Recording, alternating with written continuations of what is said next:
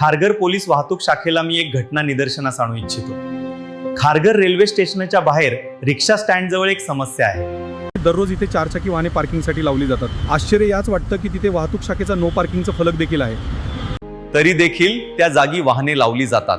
यावर कार्यवाही करणं गरजेचे आहे. यात चूक कोणाची, पोलिसांची की जनतेची? तर मला वाटतं जनतेची. कारण स्टेशनच्या वर पार्किंगसाठी जागा असताना देखील काही जण खाली वाहन लावतात, कारण त्या जागी पार्किंग चार्ज लागत नाही. मोफत जागा मिळते, वेळ वाचतो आणि लवकर ट्रेन मिळते. वाहतूक पोलीस येऊन कार्यवाही करत देखील असतील, पण ते तरी किती वेळा येणार? 24 तास तर तिथे पोलीस नाही ठेवू शकत. खारघर नवी मुंबई नागरिकांना हात जोडून विनंती, आपण शिकलेले आहात, आपल्या योग्य अयोग्य समजते, पुन्हा अशी चूक करू नका.